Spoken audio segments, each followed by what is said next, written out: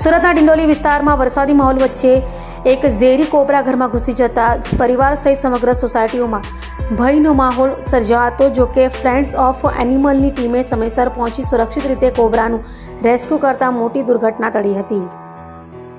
સુરતના ડિંડોલી વિસ્તારની રામી પાર્ક સોસાયટીમાં એક ઝેરી કોબરા અચાનક ઘરમાં ઘૂસી આવ્યો હતો. કોબરાને જોતા જ પરિવારના સભ્યો ગભરાઈ ગયા અને સ્થાનિકોમાં પણ દોડધામ મચી ગઈ હતી. ઘટનાની જાણ થતાં ફ્રેન્ડ્સ ઓફ એનિમલના રેસ્ક્યુઅર જયેશ સોલંકી તાત્કાલિક સ્થળ પર પહોંચ્યા હતા. ભારે સાવચેતી સાથે તેમણે ઝેરી કોબરાનું સફળ અને સુરક્ષિત રેસ્ક્યુ કર્યું હતું. વરસાદી ઋતુમાં પાણી ભરાવા અને કુદરતી રહેઠાણમાં ફેરફારને કારણે સાપો રહેણાંક વિસ્તારોમાં જોવા મળતા હોય છે. તેથી નાગ કે અન્ય સાપ દેખાય તો તેને મારવાનો પ્રયાસ ન કરી તરત જ રેસ્ક્યુ ટીમને જાણ કરવાની અપીલ કરવામાં આવી છે.